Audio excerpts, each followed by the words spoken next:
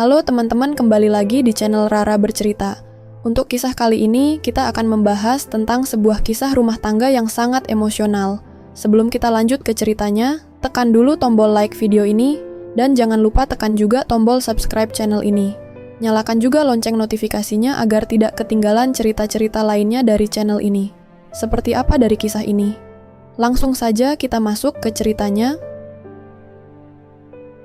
Angin sore berhembus lembut, menyapu dedaunan yang berguguran di halaman rumah mewah bergaya minimalis itu. Dari luar, rumah tersebut terlihat begitu sempurna. Jendela besar yang selalu bersih, taman yang terawat rapi, dan aroma bunga melati yang selalu menyambut siapapun yang datang.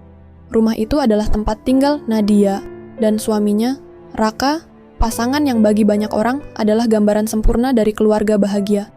Nadia, seorang wanita berusia 35 tahun, adalah sosok istri yang begitu dicintai dan dihormati di lingkungannya. Ia selalu tampak anggun dalam balutan pakaian sederhana namun elegan. Dengan wajah lembut dan senyum hangatnya, ia adalah wanita yang penuh perhatian dan kasih sayang. Baginya, pernikahan adalah sebuah komitmen seumur hidup yang harus dijaga dengan kesetiaan dan cinta. Sementara itu, Raka adalah pria berusia 38 tahun, seorang pengusaha sukses di bidang properti. Ketampanannya, karisma, serta kecerdasannya membuat banyak orang kagum.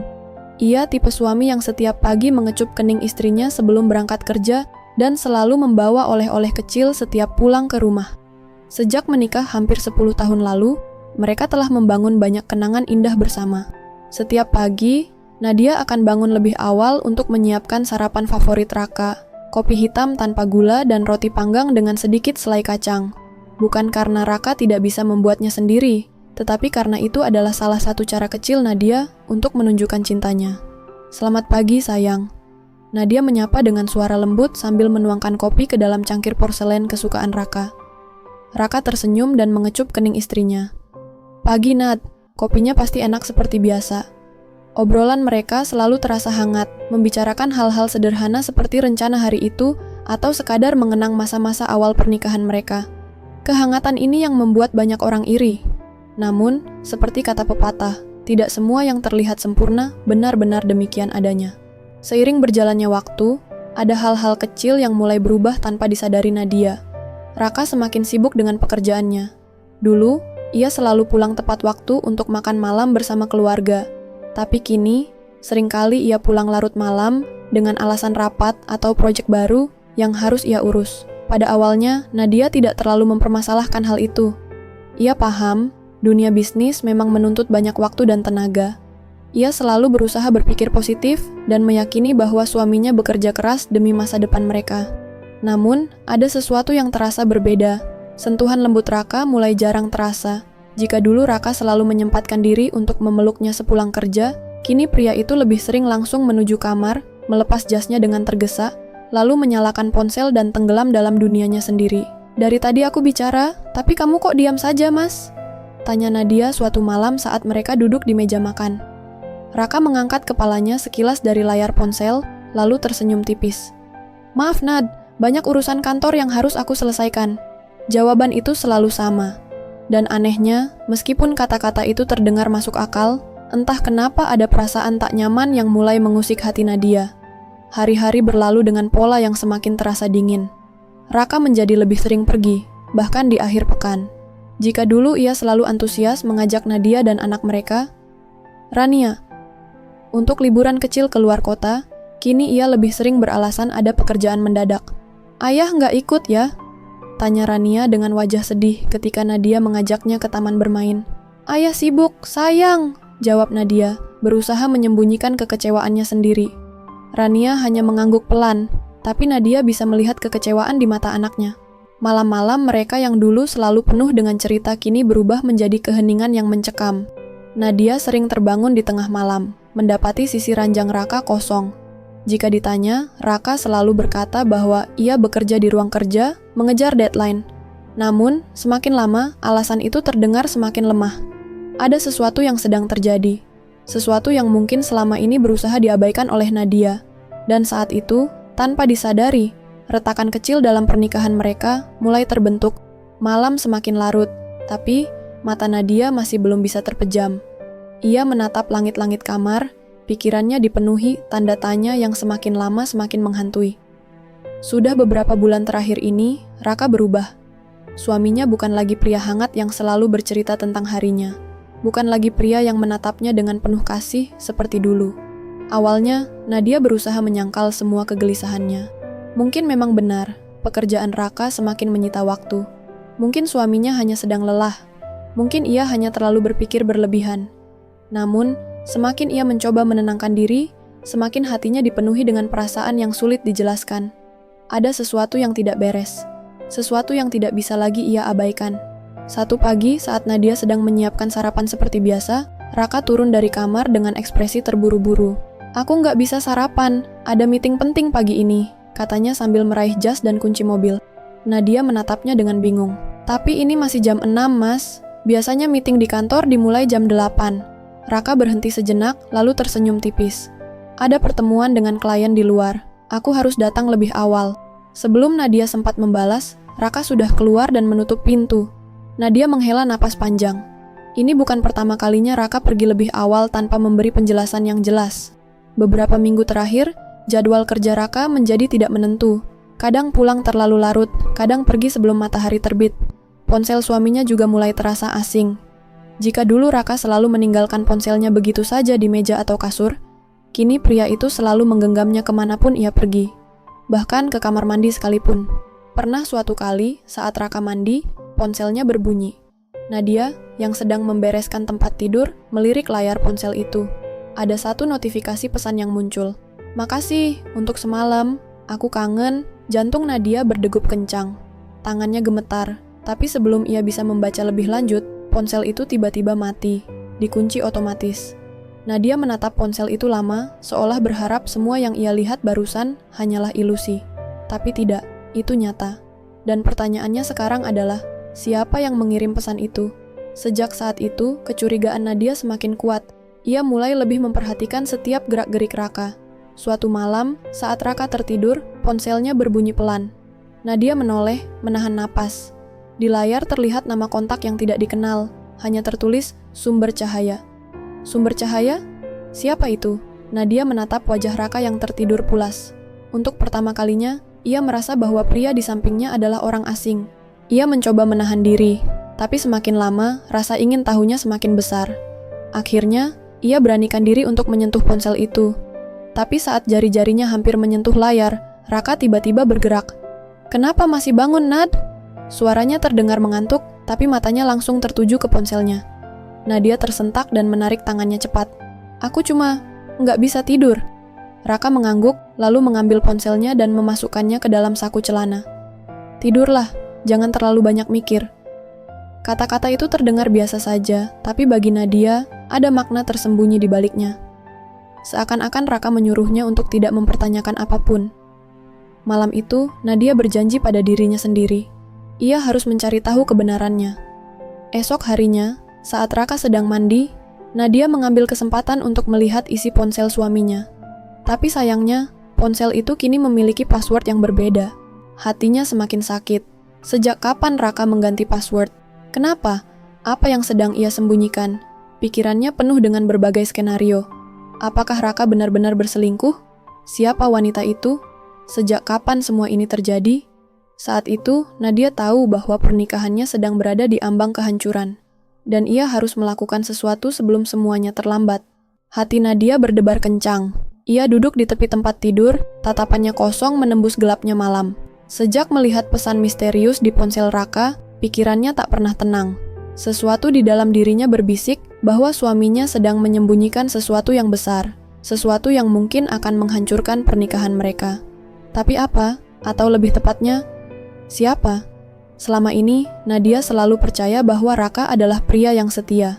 Ia mengabdikan dirinya sebagai istri yang baik, sebagai ibu yang penuh kasih untuk Rania. Namun, sikap Raka yang semakin dingin, ponselnya yang selalu dijaga ketat, dan pesan-pesan mencurigakan itu membuatnya tak bisa lagi menutup mata. Ia harus mencari tahu kebenarannya, meskipun mungkin itu akan menyakiti hatinya. Hari itu, Nadia mengambil keputusan yang berat. Ia akan mengikuti Raka diam-diam. Saat suaminya berpamitan untuk meeting di luar kantor, Nadia segera mengambil mobilnya dan membuntuti dari kejauhan. Tangannya berkeringat, Dadanya berdegup kencang, tapi tekadnya sudah bulat. Setelah hampir 30 menit berkendara, Raka akhirnya berhenti di sebuah restoran mewah di pusat kota. Nadia mengerutkan kening. Ini bukan tempat biasa untuk pertemuan bisnis. Ia melihat dari kejauhan, Raka turun dari mobilnya, lalu masuk ke dalam restoran. Tak butuh waktu lama, seorang wanita muda keluar dari mobil lain dan berjalan masuk menyusul Raka. Nadia merasa dunianya berhenti seketika. Jantungnya mencelos saat mengenali wanita itu, seorang karyawan di kantor Raka bernama Karin. Seorang wanita berusia 27 tahun, cantik, dengan tubuh ramping dan senyum yang manis. Tanpa berpikir panjang, Nadia keluar dari mobilnya dan mengikuti mereka ke dalam restoran. Ia bersembunyi di balik salah satu pilar, memperhatikan dari jauh. Di hadapannya, Raka dan Karin duduk berhadapan, tertawa bersama, berbicara dengan akrab, bukan pertemuan bisnis. Lalu, hal yang paling menyakitkan terjadi. Raka meraih tangan Karin, menggenggamnya dengan lembut, dan menatapnya penuh kasih. Saat itulah, hati Nadia hancur berkeping-keping. Raka tidak lagi hanya bersikap mencurigakan. Ini adalah bukti. Suaminya benar-benar telah mengkhianatinya. Malam itu, Nadia menunggu Raka pulang dengan hati yang penuh kemarahan dan kepedihan. Raka pulang larut, seperti biasa, dengan wajah lelah yang dibuat-buat. "Kamu sudah tidur, Nat?" tanyanya sambil meletakkan tasnya di sofa. Nadia bangkit dari kursinya, menatap suaminya dengan dingin. "Kamu dari mana, Mas?" Raka tampak terkejut mendengar nada suara istrinya yang berbeda dari biasanya. "Seperti biasa, meeting kantor," jawabnya santai. Nadia tersenyum sinis. Meeting di restoran mewah sambil menggenggam tangan wanita lain. Wajah Raka langsung berubah. Mata pria itu melebar, tubuhnya menegang. Ia tahu bahwa kebohongannya telah terbongkar. "Nad, aku bisa jelaskan." "Tidak perlu," potong Nadia cepat. Matanya mulai berkaca-kaca, tapi ia berusaha menahan air mata yang hendak jatuh. "Aku melihat semuanya, Mas. Aku melihat kamu dengan Karin. Aku melihat bagaimana kamu menggenggam tangannya. Aku melihat bagaimana kamu menatapnya dengan cara yang sudah lama tidak kamu lakukan padaku." Raka terdiam. Tak ada alasan yang bisa ia buat. "Aku percaya sama kamu, Mas." Suara Nadia mulai bergetar. "Aku pikir kamu hanya sibuk kerja. Aku pikir aku yang terlalu berpikir negatif. Tapi ternyata, aku cuma menipu diriku sendiri." Raka mendekat, mencoba menyentuh bahu istrinya. "Nad, aku..." "Jangan sentuh aku!" Suara Nadia meninggi, membuat Raka terkejut. "Aku hanya ingin satu hal, Mas. Jawab aku dengan jujur, sejak kapan ini terjadi?" Raka menunduk, lalu menghela napas panjang. Sudah hampir setahun. Sekujur tubuh Nadia melemas. Setahun, selama itu ia hidup dalam kebohongan. Selama itu ia mencintai pria yang diam-diam sudah membagi hatinya dengan wanita lain. Malam itu, Nadia menangis sendirian di dalam kamar. Tidak ada kata-kata yang bisa menggambarkan rasa sakit yang ia rasakan. Pernikahan yang ia pertahankan selama ini hancur begitu saja dalam hitungan detik. Nadia menatap cermin di hadapannya, melihat wajahnya yang lelah dan sembab. Di matanya, ia bukan lagi seorang istri.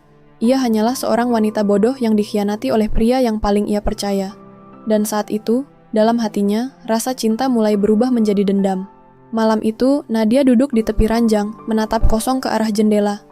Matanya sembab, air mata masih menggenang di pelupuknya. Raka telah mengkhianatinya. Fakta itu kini terukir jelas di hatinya, menyisakan luka yang terasa jauh lebih dalam dari yang pernah ia bayangkan. Di ruang tamu, ia masih bisa mendengar suara langkah kaki Raka mondar-mandir, mungkin mencoba menyusun alasan atau mencari cara untuk meminta maaf. Tapi, apa gunanya? Kata-kata tidak akan bisa menghapus apa yang sudah terjadi. Bagi Nadia, pengkhianatan bukan sekadar kesalahan. Itu adalah luka yang tak bisa diobati, tak bisa dihapus, dan tak bisa dimaafkan begitu saja. Pagi datang dengan sunyi. Biasanya, Nadia akan menyiapkan sarapan untuk suaminya, menyiapkan bekal untuk Rania, dan memastikan semua berjalan lancar sebelum mereka pergi. Tapi pagi ini berbeda. Ia tak sanggup berpura-pura lagi. Rania yang baru bangun keluar dari kamarnya, mengucek matanya yang masih mengantuk. "Mama kenapa nggak masak?" tanyanya polos. Nadia menatap putrinya dengan perasaan yang bercampur aduk. Rania adalah satu-satunya alasan mengapa ia masih bertahan di rumah ini. Jika bukan karena anaknya, mungkin ia sudah berkemas dan pergi jauh dari Raka semalam. "Ma, kok diem?" Rania menarik tangan ibunya. Nadia tersenyum kecil, berusaha menyembunyikan kesedihan di matanya. "Maaf ya, sayang, Mama lagi nggak enak badan." Rania mengangguk mengerti. Tapi entah mengapa tatapan matanya seolah menyiratkan bahwa ia tahu ada sesuatu yang tidak beres. Raka datang menghampiri Nadia setelah Rania pergi ke sekolah. Wajahnya tampak lelah, ada lingkaran hitam di bawah matanya. Mungkin ia juga tak bisa tidur semalaman. "Nadia," suara Raka terdengar serak, penuh penyesalan. Nadia tidak menoleh. Ia tetap sibuk menyeduh kopi, seolah-olah suaminya tak ada di sana. "Aku minta maaf," lanjut Raka, suaranya nyaris berbisik. Kali ini, Nadia tertawa sinis. "Minta maaf? Setelah setahun kamu bermain di belakangku? Setelah aku melihat dengan mata kepala sendiri bagaimana kamu menggenggam tangan wanita lain?" Raka terdiam. Ia tahu tak ada kata-kata yang bisa membenarkan tindakannya. "Aku nggak tahu harus bilang apa lagi, Nat," Raka melanjutkan. "Aku salah, aku khilaf, aku bodoh, tapi aku benar-benar masih mencintai kamu." Kali ini, Nadia menoleh. Matanya yang penuh luka menatap langsung ke arah suaminya. "Cinta?" Ia mengulang kata itu dengan nada getir. "Kamu pikir cinta cukup untuk memperbaiki semua ini?" Raka menelan ludah. "Aku akan memperbaikinya, Nat. Aku janji." "Memperbaiki?" Nadia tertawa hambar. "Bagaimana cara kamu memperbaikinya, Mas? Dengan pura-pura tidak terjadi apa-apa? Dengan meminta aku untuk melupakan semuanya? Dengan memohon agar aku memaafkanmu?" Raka menggenggam tangan Nadia, tapi wanita itu segera menarik tangannya. "Aku bukan wanita bodoh, Mas." Suara Nadia bergetar, tapi matanya tetap tegas. "Aku bisa memaafkan kesalahan kecil. Aku bisa mengerti kalau kamu sibuk, kalau kamu lelah, kalau kita sering bertengkar. Tapi aku tidak bisa memaafkan pengkhianatan." Raka mengusap wajahnya dengan frustrasi. "Aku benar-benar menyesal, Nat. Aku nggak mau kehilangan kamu." Nadia menghela napas panjang. Matanya menatap kosong ke arah cangkir kopi yang masih mengepulkan asap. "Terlambat, Mas. Hatiku sudah mati rasa. Hari-hari berlalu, tapi rasa sakit itu tetap tinggal." Nadia berusaha menjalani rutinitas seperti biasa, tapi setiap kali melihat wajah Raka, ia teringat perbuatan suaminya. Setiap kali mendengar namanya, ia teringat kebohongan yang telah dijalani selama 1 tahun penuh. Setiap malam, ketika ia berbaring di tempat tidur, ingatan tentang tatapan penuh cinta Raka pada Karin terus menghantuinya. Ia tak bisa lagi tidur nyenyak. Ia tak bisa lagi tersenyum dengan tulus. Luka itu tetap ada, terus menganga, tak bisa ditutup dengan permintaan maaf atau janji-janji manis. Dan Nadia tahu, tidak ada yang bisa membuatnya utuh kembali. Suatu malam, Nadia berdiri di depan cermin, menatap bayangannya sendiri. Ia melihat wanita yang patah, wanita yang kehilangan kepercayaannya pada cinta, wanita yang telah dikhianati oleh orang yang paling ia percaya. Dan dalam hatinya, ia mulai bertanya-tanya, apakah ini saatnya untuk pergi? Apakah ia harus meninggalkan Raka dan memulai hidup baru? Atau haruskah ia tetap bertahan demi Rania, demi keluarga yang telah mereka bangun bersama? Luka ini tak akan pernah bisa hilang. Tapi apakah ia siap untuk melepaskan segalanya? Pertanyaan itu terus berputar di kepalanya, menuntut jawaban yang belum ia temukan. Dan malam itu, untuk pertama kalinya, Nadia mulai mempertimbangkan perpisahan sebagai jalan keluar. Malam itu, Nadia duduk sendirian di kamar, tangannya menggenggam ponsel dengan erat. Ia menatap layar yang menampilkan foto-foto perselingkuhan Raka dengan Karin, wanita yang telah menghancurkan rumah tangganya. Setiap gambar adalah bukti, setiap pesan yang ia baca adalah luka baru yang kembali menganga. Air matanya sudah habis. Yang tersisa kini hanyalah dendam. Selama bertahun-tahun, ia menjadi istri yang setia. Ia mengorbankan kariernya demi membangun keluarga, meninggalkan mimpinya demi menjadi ibu rumah tangga yang baik, dan balasannya, pengkhianatan. Jika Raka berpikir ia akan diam saja, ia salah besar. Kini giliran Nadia yang memegang kendali. Keesokan paginya, Nadia turun ke dapur seperti biasa. Namun, ada sesuatu yang berbeda. Wajahnya tidak lagi murung. Tidak ada lagi sorot mata penuh kepedihan. Justru, ia tersenyum. "Mas, mau kopi?" tanyanya lembut saat Raka duduk di meja makan. Raka tampak kaget, seolah tak percaya bahwa istrinya masih mau berbicara dengannya setelah malam-malam penuh ketegangan. Iya, terima kasih," jawabnya hati-hati. Nadia menuangkan kopi ke cangkirnya dengan gerakan anggun, seolah tidak terjadi apa-apa, seolah rumah tangga mereka masih baik-baik saja. Tapi di dalam kepalanya, Nadia sudah menyusun langkah berikutnya. Raka tak boleh tahu apa yang sedang ia rencanakan. Nadia tidak ingin bertindak gegabah. Ia butuh informasi lebih banyak sebelum menjalankan rencananya. Siapa sebenarnya Karin? Sejauh mana hubungan mereka? Seberapa dalam Raka terlibat? Dengan hati-hati, Nadia mulai menyelidiki. Ia mengumpulkan bukti lebih banyak, rekam jejak media sosial, mutasi rekening Raka, serta pesan-pesan lama yang ia temukan di ponsel suaminya saat lelaki itu lengah. Dan dari sana, ia menemukan fakta mengejutkan. Raka tidak hanya berselingkuh secara emosional. Ia telah menghabiskan uang keluarga mereka untuk Karin. Hotel mewah, hadiah mahal, bahkan transfer bulanan yang jumlahnya tidak sedikit. Darah Nadia mendidih. Jadi ini alasan Raka sering berdalih keuangan mereka sedang sulit. Ia mengepalkan tangan. Baik, kalau begitu ia akan membuat Raka merasakan kehilangan yang sebenarnya. Nadia mulai menyusun strategi. Dengan bantuan seorang teman yang bekerja di sebuah firma hukum, ia mengumpulkan dokumen penting, rekening bersama, bukti perselingkuhan, dan transaksi mencurigakan yang bisa digunakan untuk menuntut suaminya di pengadilan. Tapi ia tak akan gegabah. Ia ingin Raka merasakan penderitaan lebih dulu. Nadia tidak hanya ingin membalas dendam pada Raka. Karin juga harus merasakan akibatnya. Ia mulai mendekati Karin dengan cara yang licik, menyamar sebagai orang lain. Dengan akun palsu yang dibuat dengan cermat, Nadia mulai berinteraksi dengan Karin di media sosial, berpura-pura sebagai pria kaya yang tertarik padanya. Karin, yang selama ini menikmati uang dari lelaki lain, langsung terpancing. Butuh beberapa minggu, tapi akhirnya Karin mulai mengungkapkan niat aslinya.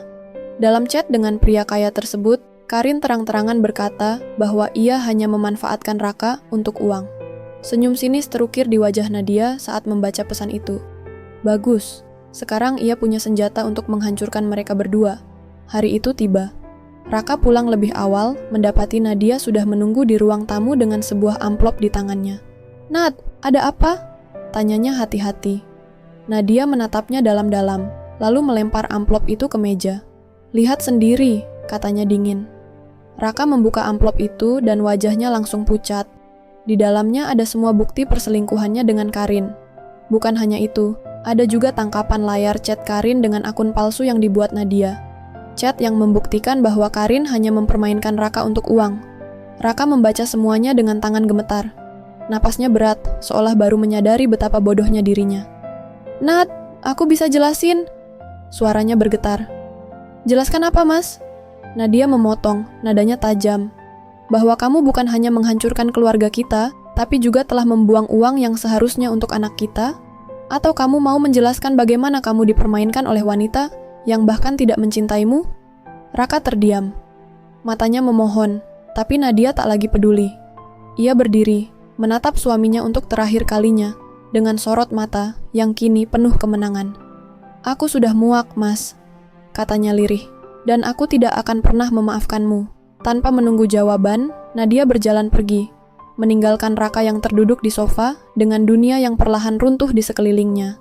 Dan untuk pertama kalinya setelah sekian lama, Nadia merasa bebas. Malam itu, Raka tak bisa tidur. Tangannya masih gemetar setelah membaca isi amplop dari Nadia. Bukti-bukti itu terlalu jelas untuk disangkal. Foto-foto, pesan-pesan, hingga laporan transaksi yang menunjukkan betapa bodohnya ia telah menghabiskan uang keluarga demi seorang wanita yang ternyata hanya mempermainkannya. Pikirannya kacau. Ia tahu Nadia tak akan tinggal diam. Tapi yang lebih mengerikan adalah ketidakpastian tentang apa yang akan terjadi selanjutnya. Sementara itu, di kamar sebelah, Nadia duduk dengan tenang. Ia telah menghancurkan harga diri Raka, tetapi ini baru permulaan. Raka harus benar-benar merasakan sakit yang ia alami. Dan untuk itu, ia harus menghancurkan hidup Raka dari dalam. Di dunia luar, Raka masih dikenal sebagai pria sukses, ayah yang bertanggung jawab, dan suami yang setia. Ia mulai membocorkan rahasia Raka secara perlahan. Pertama, ia menghubungi atasan Raka di kantor. Dengan tenang, ia mengirimkan email anonim berisi bukti bahwa Raka telah menggunakan dana pribadinya, yang seharusnya untuk keluarga, untuk mendanai hubungan gelapnya dengan Karin. Di dunia bisnis yang mengutamakan reputasi, skandal seperti ini bisa menghancurkan karier seseorang dalam sekejap. Tak butuh waktu lama. Keesokan harinya, Raka dipanggil oleh direksi. "Pak Raka, ada sesuatu yang ingin kami bicarakan." Suara atasannya terdengar tajam saat Raka duduk di ruangan rapat. Sebuah berkas dilempar ke meja. Saat Raka membukanya, matanya langsung melebar. "Ini," suaranya tercekat. Itu adalah bukti transaksi rekening yang sudah dikumpulkan Nadia. Perusahaan tidak mentolerir tindakan tidak etis seperti ini, kata atasannya dingin. Kami tidak bisa lagi mempercayakan proyek besar kepada seseorang yang tidak bisa mengurus keuangannya sendiri. Dalam satu hari, citra sempurna yang Raka bangun selama bertahun-tahun mulai runtuh. Saat Raka pulang, pikirannya masih dipenuhi kekacauan yang terjadi di kantor. Namun, kejutan lain telah menunggunya di rumah. Saat ia membuka dompet untuk mengambil kartu kreditnya di minimarket, ia terkejut. Transaksi ditolak. Ia mencoba kartu lain. Ditolak lagi. Panik, ia langsung membuka aplikasi mobile banking di ponselnya. Namun, begitu melihat saldo rekeningnya, dadanya terasa sesak. Sebagian besar uangnya telah ditarik. Sementara itu, Nadia yang berada di rumah hanya tersenyum sinis sambil menyesap teh. Raka lupa bahwa sebagian besar aset mereka masih atas nama Nadia. Ia telah diam-diam mentransfer uang dari rekening bersama ke rekening pribadinya. Semua transaksi yang dilakukan Raka untuk Karin, kini telah digantinya dengan dana untuk dirinya sendiri dan anak-anaknya. Kini, Raka tak punya apa-apa. Namun, Nadia tidak berhenti di situ. Raka harus kehilangan lebih banyak. Ia harus kehilangan wanita yang menjadi sumber kehancuran rumah tangganya. Dengan cermat, Nadia menyusun pesan-pesan yang telah ia kumpulkan dari Karin. Percakapan di mana Karin mengakui bahwa ia hanya mempermainkan Raka. Lalu, dengan sebuah nomor baru, ia mengirimkannya ke Raka. Saat pesan itu masuk ke ponsel Raka, ia langsung membacanya. Matanya membelalak, tangannya bergetar. Karin, aku sebenarnya nggak cinta Raka, cuma butuh uangnya aja. Dia gampang banget dikibulin, haha. Karin, suaminya pasti bego banget sih, kalau sampai percaya aku sayang sama dia. Dunia Raka terasa runtuh seketika. Dengan napas memburu, ia langsung menelepon Karin. Tersambung. Karin, suaranya penuh emosi. Apa maksud semua ini? Di seberang telepon, Karin terdengar panik. Raka, kamu kenapa? Jangan pura-pura bodoh. Raka membentak. Ini chat kamu kan? Kamu cuma manfaatin aku? Ada jeda sejenak, kemudian Karin menghela napas. Raka, mungkin ini saatnya kita nggak usah ketemu lagi. Apa? Udah cukup ya? Aku nggak mau ikut-ikutan masalah kamu sama istrimu, jawab Karin dengan nada ringan, seolah semua yang terjadi tidak penting baginya. Lalu telepon terputus. Raka terduduk lemas. Ia kehilangan pekerjaannya, ia kehilangan uangnya, dan sekarang ia kehilangan wanita yang ia pilih untuk mengkhianati Nadia. Ia benar-benar hancur. Di malam yang sunyi, Raka duduk sendirian di ruang tamu. Kepalanya tertunduk, rambutnya berantakan. Ia telah kehilangan segalanya. Dan seolah nasib belum cukup kejam, Nadia memberinya pukulan terakhir. Ia datang dengan sebuah berkas di tangannya. Aku sudah bicara dengan pengacara, katanya dingin. Aku ingin cerai. Raka mengangkat wajahnya dengan tatapan kosong.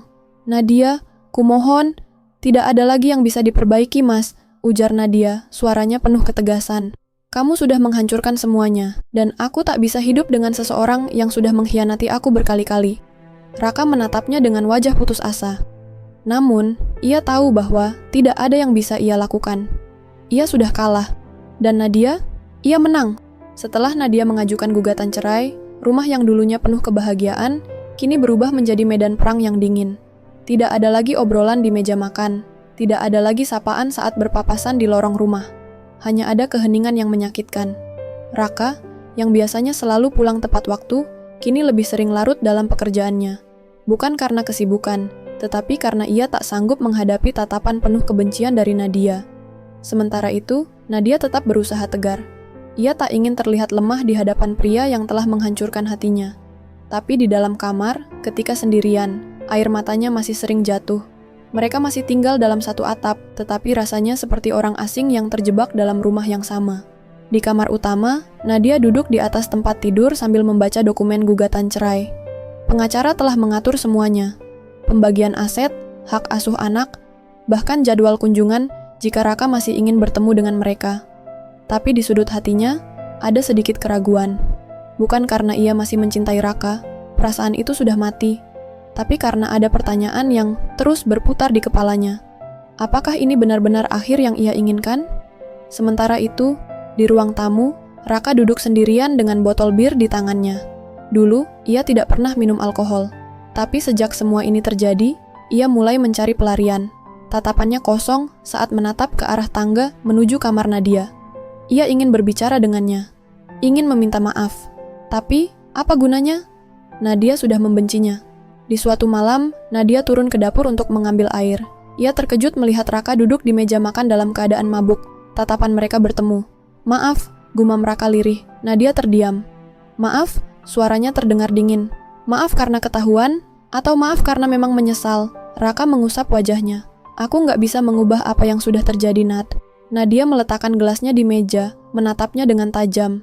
"Kamu sadar nggak sih? Semua ini bukan cuma tentang perselingkuhan. Kamu nggak cuma menghancurkan pernikahan kita, tapi juga kepercayaan aku. Kamu mengkhianati keluarga kita, anak-anak kita." Raka terdiam. "Kamu sadar nggak gimana rasanya tidur di sebelah orang yang diam-diam menusuk dari belakang? Aku tidur di rumah ini setiap malam, tapi rasanya seperti tinggal di neraka." Keheningan menyelimuti mereka. Lalu Nadia menghela napas. "Kamu udah nggak punya hak buat minta maaf." Tanpa menunggu jawaban, Nadia berbalik dan meninggalkan Raka dalam keheningan yang semakin menyesakkan. Perang dingin antara Raka dan Nadia juga mulai mempengaruhi anak-anak mereka. Putra sulung mereka, Dika, yang berusia 10 tahun, mulai menyadari ada sesuatu yang salah. "Ibu sama ayah kenapa sih?" tanyanya suatu malam. Nadia terdiam sejenak sebelum akhirnya berkata, "Kadang, orang dewasa punya masalah yang sulit dijelaskan, tapi kalian nggak saling bicara lagi." Dika bersikeras. "Maaf, Nak." Nadia membelai rambut anaknya. "Ibu cuma ingin yang terbaik buat kamu." Namun, Dika masih belum puas. Ia ingin keluarganya kembali seperti dulu, dan itulah yang paling menyakitkan bagi Nadia, karena ia tahu tidak ada jalan kembali. Suatu malam, perang dingin itu akhirnya pecah menjadi ledakan emosi. Ketika Raka pulang dalam keadaan mabuk lagi, Nadia kehilangan kesabarannya. "Kamu pikir dengan mabuk semuanya bakal jadi lebih baik?" Suaranya tajam. "Aku udah kehilangan segalanya, Nat." Raka membalas dengan suara keras. "Apalagi yang kamu mau?" Nadia tertawa sinis. "Aku mau kamu keluar dari rumah ini." Tatapan Raka berubah. "Rumah ini atas nama kita berdua, tapi kamu udah nggak punya tempat di sini." Nadia menjawab tegas. "Aku udah muak hidup dengan orang asing yang bahkan nggak bisa menghargai keluarganya sendiri." Untuk pertama kalinya, Raka melihat sesuatu dalam diri Nadia yang membuatnya takut. Nadia sudah benar-benar siap melepaskannya. Malam itu, Raka akhirnya sadar. Ia telah kehilangan lebih dari sekadar pernikahannya. Ia telah kehilangan Nadia selamanya. Malam itu, ketika Raka akhirnya menyadari bahwa Nadia benar-benar ingin melepaskannya, sesuatu dalam dirinya hancur. Ia terpuruk dalam kesendirian, duduk di ruang tamu yang sunyi. Botol alkohol di tangannya sudah tak berarti lagi. Kepalanya terasa berat, bukan karena mabuk, tetapi karena beban yang menghantamnya dari segala arah. Untuk pertama kalinya dalam hidupnya, Raka merasa benar-benar kalah. Keesokan harinya, surat gugatan cerai dari pengacara Nadia resmi sampai di tangannya. Raka menatap amplop itu dengan perasaan campur aduk. Selama ini, ia mengira masih ada harapan bahwa ini hanyalah pertengkaran biasa yang bisa mereka perbaiki. Namun, melihat tanda tangan Nadia di dokumen itu, ia sadar semuanya telah berakhir. Ia ingin melawan, ingin memohon, tapi tatapan dingin Nadia sudah lebih dari cukup untuk memberitahunya bahwa tidak ada lagi tempat untuknya dalam hidup wanita itu. Dika dan adiknya Alia juga mulai menjauh darinya. Dika, yang biasanya menyambut kepulangannya dengan pelukan, kini hanya meliriknya sekilas dan kembali fokus ke mainannya. Sementara Alia, yang masih terlalu kecil untuk memahami semuanya, tetap mendekatinya. Tapi kali ini dengan rasa canggung. Mereka merasakan ketegangan yang menggantung di rumah itu. Dan yang lebih menyakitkan, mereka lebih memilih berada di sisi ibunya. Raka kehilangan segalanya dalam hitungan bulan. Istrinya, anaknya, keluarganya, dunia Raka runtuh. Dalam kebingungannya, Raka mencari tempat untuk mengadu. Ia mencoba menghubungi beberapa teman lama, berharap ada yang bisa mendengar keluh kesahnya. Tapi ternyata, kabar perselingkuhannya dengan sekretarisnya telah menyebar luas. Orang-orang mulai menjauh darinya. Sahabat-sahabat yang dulu sering bersamanya, yang dulu menghormatinya sebagai seorang pria keluarga, kini hanya menatapnya dengan rasa jijik dan kekecewaan. "Maaf, Ra," kata salah satu sahabatnya Bram, saat Raka mencoba mengajak bertemu. "Gua nggak bisa ikut campur urusan lo. Gue cuma kecewa, bro." Klik. Sambungan telepon terputus. Raka tak pernah merasa sebatang kara seperti ini. Sambil menatap langit-langit kamar, Raka berpikir kembali ke masa lalu. Seandainya saja ia tidak tergoda oleh Lia. Seandainya saja ia lebih menghargai Nadia. Seandainya saja ia tidak terlalu percaya diri bahwa rumah tangga mereka akan baik-baik saja, meskipun ia bermain di belakang. Sekarang, semua itu hanya tinggal penyesalan. Ia mengingat hari pertama ia bertemu dengan Nadia. Wajah bahagia wanita itu saat mereka menikah. Tangis haru saat anak pertama mereka lahir. Semua itu adalah momen-momen paling berharga dalam hidupnya. Dan kini, ia telah menghancurkannya dengan tangannya sendiri. Raka berjalan tanpa tujuan. Kaki-kakinya melangkah perlahan di sepanjang jalan kota yang sibuk. Suara kendaraan yang berlarian, hiruk-pikuk orang-orang yang beraktivitas, namun semuanya terasa begitu jauh dari dirinya. Seakan ia hanyalah bayangan yang bergerak tanpa arah. Tiap langkah yang diambil terasa semakin berat, membawa beban penyesalan yang tak dapat terhapuskan. Ia merasa dirinya semakin tenggelam dalam lumpur kesalahan yang ia ciptakan sendiri. Malam itu, saat Raka duduk di sebuah kafe kecil, memandang keluar jendela dengan pandangan kosong, ia teringat kembali akan Nadia. Ia ingat hari-hari bahagia mereka. Di saat yang sama, ia juga mengingat setiap kata yang terlontar dari mulutnya yang menyakitkan, setiap janji yang tak pernah ditepati, dan setiap pengkhianatan yang ia lakukan. Dan kini, ia menanggung akibat dari semua itu. Hidup Raka yang dulu penuh dengan kemewahan dan kenyamanan, kini terasa seperti keterasingan yang tak bisa diterima. Ia mengingat, pada suatu waktu, saat Nadia mengingatkannya untuk lebih memperhatikan keluarganya, ia merasa itu semua hanya tuntutan yang membosankan. Kini, tuntutan itu menjadi kenangan yang menyiksa. Ia menyesali setiap keputusan yang ia buat, terutama keputusannya untuk terus menjalin hubungan dengan Lia, meski ia tahu itu hanya akan menyakiti Nadia. Raka menyesal, tapi itu semua sudah terlambat. Ia mengirim pesan kepada Nadia, berharap bisa bertemu, berbicara, mengungkapkan penyesalannya. Namun, pesan itu tak pernah dibalas. Kali ini, Nadia benar-benar menutup pintu hatinya. Raka berusaha mencari cara untuk mendapatkan kembali kehidupan yang telah ia hancurkan. Ia mulai berkonsultasi dengan seorang terapis, mencoba menyelami diri sendiri, dan mencari tahu apa yang salah. Namun, seiring berjalannya waktu, ia menyadari bahwa meskipun ia ingin berubah, segala hal yang telah terjadi tetap tak bisa diperbaiki. Ia berusaha bekerja lebih keras, berharap bisa membuktikan dirinya kepada orang-orang yang telah menjauh. Tetapi, apa gunanya semua itu jika Nadia dan anak-anaknya tidak ada di sana untuk melihatnya berubah? Ia ingin memberi mereka kehidupan yang lebih baik, tapi apakah itu masih mungkin? Pada suatu hari, Raka menerima kabar dari pengacara. Perjuangannya untuk mempertahankan rumah tangga ini akhirnya sampai pada titik akhir. Gugatan cerai telah resmi diterima. Di ruang tamu yang kosong, Raka memandang surat cerai itu, seolah mengingatkan dirinya pada semua kesempatan yang telah terlewatkan.